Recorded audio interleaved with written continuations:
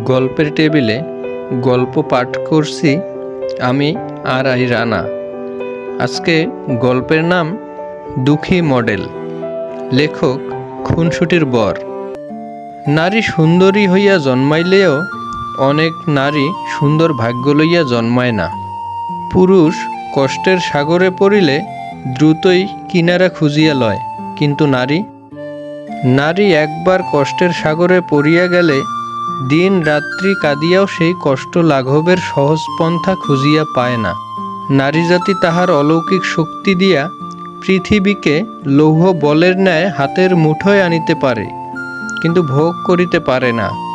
কারণ পৃথিবী নারীর নিকটে সর্বদাই লৌহ বলের ন্যায় কঠিন। এই কথাটাই বুঝিয়া উঠিবার আগেই জ্যোতির নিকট বড় কঠিন হইয়া দাঁড়াইল পৃথিবী। জ্যোতির বাবা নাই, বড় ভাইয়া একমাত্র অবলম্বন হওয়ায় মাকে লইয়া জ্যোতি বড় ভাইয়ার বাসাতেই থাকিত। ভাইয়া ভাবি চাকরি করিত, মা বাসার রান্না করিত, আর জ্যোতি তখনও অধ্যয়নরত ছাত্রী। ভাবি গোসল করিতেছিল বলিয়া একটা ফোন কল রিসিভ করিতে পারিতেছিল না। তাই চেঁচাইয়া কহিল, জ্যোতি, কলটা রিসিভ কর। জ্যোতি কলটা রিসিভ করিয়া হ্যালো বলিতেই অপর প্রান্ত হইতে বলিল, জ্যোতি কেমন আছো? জ্যোতি থতমত খাইয়া বলিল, ভালো, কিন্তু আপনি কে? তোমার শুভাকাঙ্ক্ষী। কল করেছেন কেন? আর আমি কি আপনাকে চিনি? না, তুমি চেনো না, কিন্তু আমি তোমাকে ভালো করেই চিনি। এমন কথা শুনেই জ্যোতি বলিল, মশকরা করবেন না, আমি আপনাকে চিনি না, আর আপনিও আর কখনো ফোন দিবেন না। এই কথা বলিয়াই জ্যোতি ফোন রাখিয়া পড়ার টেবিলে বসিয়া পড়িতে আরম্ভ করিল। সময় গড়াইয়া সন্ধ্যা হইল, কিন্তু কি কথা লইয়াই ভাইয়া বাড়িটা মাথায় তুলিয়াছে এ কথা বুঝিতে পারিল না জ্যোতি। শেষে চিৎকার চেঁচামেচির প্রভাবটা জ্যোতির কাঁধে আসিয়াই পড়িল। সে বুঝিতে পারিল না আসলে কি ঘটিয়াছে, কিন্তু একটা অপবাদ পাইল। সে বাসায় বসিয়া বসিয়া নাকি প্রেম করিয়া থাকে। সেই অপরাধেই তাহার ভাইয়া তাহাকে গুরুদণ্ড দিয়া বসিল।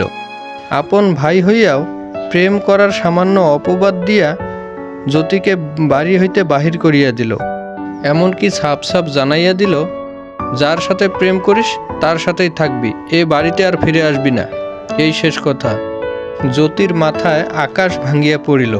হাতে ব্যাগ লইয়া বাসার সামনে বসিয়া হাউমাউ করিয়া কাঁদিতে লাগিল। মানুষ বলিয়া থাকে পৃথিবীতে জায়গার অভাব নাই, কিন্তু আজ ভাইয়ের বাসার সামনে বসিয়াও পৃথিবীতে জ্যোতির বিন্দু মাত্র মাথা গোজার ঠাঁই নাই। খানিকক্ষণ পর জ্যোতির মা জ্যোতিকে ভিতরে নিতে বাহির হইয়াছিল, কিন্তু জ্যোতির ভাইয়া তাহার মাকে টানিয়া হেঁচড়াইয়া ভিতরে লইয়া গেল। সন্ধ্যা গড়াইয়াছে, ল্যাম্পপোস্টের আলো পড়িয়াছে গেটের সামনে। জ্যোতি তখনও বসিয়া কাঁদিতেছে। সে তার মাকে লইয়া প্রথম শহরে আসিয়াছিল, উঠিয়াছিল ভাইয়ার ভাড়া বাসায়, কিন্তু কি করিয়া যে কি হইয়া গেল সে কিছুই বুঝিতে পারিল না। কোথায় যাইবে, কি করিবে, কার কাছে আশ্রয় চাইবে, কিছুই ভাবিয়া পাইল না সে। শুধু চোখের জলে বুক ভাসাইতে লাগিল। এমন সময় রিক্সা হইতে এক যুবক নামিল। বোধহয় অফিসের কর্ম শেষ করিয়াই ঘরে ফিরিতেছিল সে। জ্যোতির সামনে দাঁড়াইয়া বলিল, তুমি কি জ্যোতি? অশ্রু ভেজা মুখে একবার মাথা তুলিয়া তাকাইল জ্যোতি, কিন্তু কিছুই বলিল না। যুবক আবার বলিল, তুমি তো অনেক সুন্দরী। হ্যাঁ, তোমার ভাবি যা বলেছিল তার থেকেও অধিক। ভয় নেই, আমাকে বন্ধু ভাবতে পারো। বলো এখন কি করবে? জ্যোতি বুঝিতে পারিল যুবক সব জানিয়া সামনে আসিয়াছে। জ্যোতি কাঠের ন্যায় শক্ত হইয়া দাঁড়াইল। এখন কি করব? আপনার জন্যই আমি আজকে ঘর ছাড়া। এখন আপনাকেই বিয়ে করব, বলেন রাজি? হঠাৎ বিয়ের প্রস্তাব শুনিয়াই যুবক হ্যাঁ না মানে বলিয়া থতমত করিতেছিল। জ্যোতির মাথায় রক্ত উঠিয়াছে। যুবকের হাত টানিয়া জ্যোতি হনহন করিয়া হাঁটিতে লাগিল। যুবক ইতস্ত করিয়া কহিল, ওই দিকে কোথায় যাচ্ছ?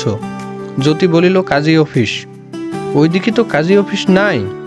জ্যোতি এবার উল্টা পথে হাঁটিতে আরম্ভ করিয়া বলিল, তাহলে যে পাশে আছে সে পাশে চলেন।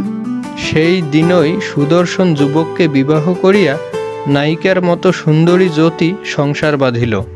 কিন্তু সুন্দর দম্পতির মতো তাহাদের সংসারটা সুন্দর হইল না। 6 মাস পর সুন্দরী জ্যোতিকে ভাড়া বাসায় রাখিয়া যুবক পলায়ন করিল। পরে জ্যোতি জানিতে পারিল যুবক পূর্বে আরও একখানা বিবাহ করিয়াছে, তাহার পূর্বে আরও একখানা সংসার আছে। জ্যোতি যেন আবার অথই সাগরে পড়িয়া গেল। জ্যোতির জীবন দেখিয়া মনে হইল যাহাদের জীবন শুরুতেই ব্যথার নদীতে পড়িয়াছে তাহাদের জীবন ব্যথার সাগরে গিয়াই ঠেকে। দোকান বাকি, ঘর ভাড়া, ইহা লইয়া জ্যোতি বড়ই বিপাকে পড়িয়া গেল। কিন্তু এইবার হাল ছাড়িল না। একটা কোম্পানিতে চাকরি লইল সে। প্রথমে সাধারণ পোস্টে, পরে তাহার কর্মদক্ষতা ও সৌন্দর্য দেখিয়া কোম্পানি তাহাকে মডেল হিসাবে নিয়োগ করিল। ইহা দেখিয়া সাধারণ কর্মচারীগণ একেবারেই বাজে মন্তব্য করিতে ছাড়িলেন না। সে নম্র ভদ্র রুচিশীল মননের মেয়ে, মার্জিত পোশাকও পরিত সে। যাহার নিজের চরিত্রের ঠিক নাই সেও আসিয়া তাহাকে সচ্চরিত্রের উদাহরণ দিত। কিন্তু মডেলিংয়ের কারণে চাকচিক্য পোশাক পরিত বলিয়া সহকর্মীগণও সুযোগ পাইলে কটু কথা ঠুকিয়া দিত। কিন্তু জ্যোতি ভালো করিয়াই বুঝিতে পারিল নির্বোধ অশিক্ষিত মানুষজনই বাজে সমালোচনার কর্ণধার। ওসব কথা গায়ে না মাখাইয়া মডেলিংয়ে মনোনিবেশ করিয়াছিল জ্যোতি। তাহার দিন ফিরিয়াছে। শুনিলাম জ্যোতি পাত্র খুঁজিতেছে। একজন ভালো মনের মানুষ পাইলে বিবাহ বন্ধনে আবদ্ধ হইয়া আবার নতুন সংসার আরম্ভ করিবে।